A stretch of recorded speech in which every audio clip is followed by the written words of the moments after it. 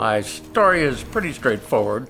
It took over 600,000 seconds, 25,000 days, and just shy of 840 months to write it. That's 70 years of my life.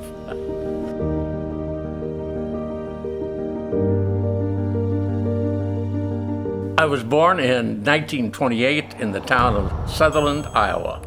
So how did I eventually get to where I am? My father's a chiropractor. I come from a family of chiropractors. There are 20-some chiropractors in my family, and I didn't want to be a chiropractor. So I went off to the university, and I was in pre-med, because that's where I was going to go. I just wanted to be another kind of doctor. So after the second year, I ran out of personal money. I had using my own money. I said to my dad, I need some money. He said, well, you're going to have to spend a semester at Palmer, so you can learn a little bit about what I've been doing all my life, because you haven't learned it so far. I'm there 6 weeks, and you couldn't have taken me out of there with a team of horses. I knew what I knew.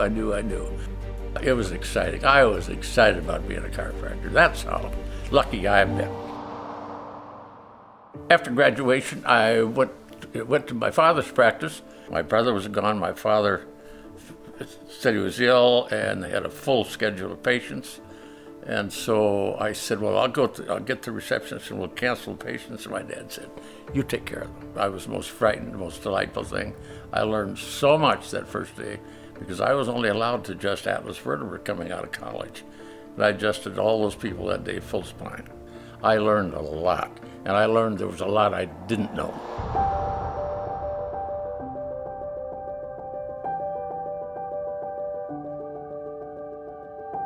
Our first date was, that was a date when we went to dinner. I saw this little dolly.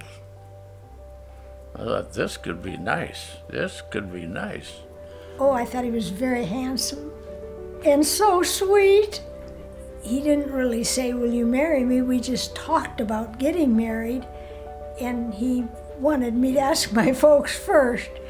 He was so shy. You better ask your dad if it's okay, because I don't want him to hurt me. So that was how we proposed, yeah. What I love most about him is he's so kind and he's so good to me. What I love most about my wife is she takes care of me. She's always considerate. She thinks ahead about the mistakes I'm going to make and corrects me before I make them. In 1953, I opened up my first office. I had no air conditioning. Every piece of equipment I had was used, but I was learning every day. And my practice just grew every day. And I thought working really good until I met Jim Parker, and then it really worked. My practice increased 300%, and I didn't do anything except change thinking. I got to know Jim on most all of his sides, and he had a lot of sides.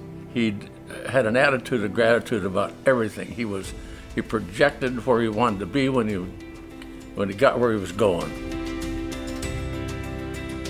Favorite part of being a chiropractor is the feedback I get from patients, the love and respect I get back from patients. When you've helped somebody, they recognize you, and so you feel good about your services and your ideas. Imagine being a doctor and every patient that you see steps off the table and says, thank you, I'm better. Life doesn't get any better than that.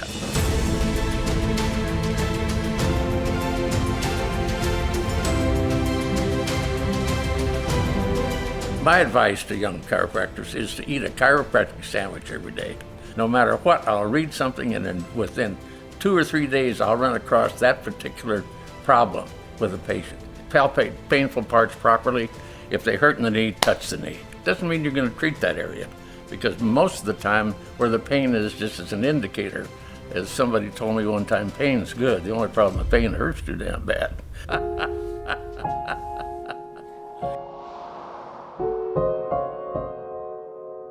The good Lord has blessed me with many accolades. I've been lucky enough to help build schools. I've been lucky enough to help chiropractic colleges. I've been lucky enough to be able to support chiropractic research.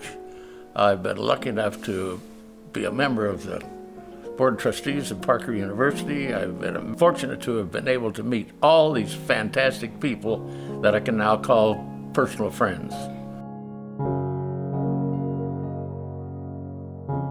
retired from the practice. I had this wonderful young man to take over the practice, but he never took the keys away from me. I never really felt retired. Retirement is not the end of the road. It's the beginning of the open highway.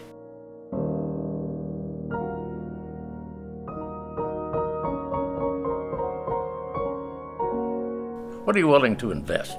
You're willing to invest in change thinking, what you eat, you drink, you breathe, you rest, you exercise, and primarily what you think.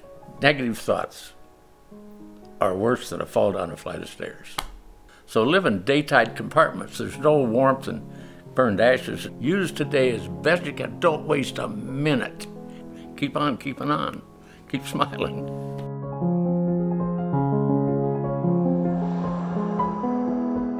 My name is Dr. Jack Donovan. I'm a chiropractor, and I've been able to help people with these hands for 70 years.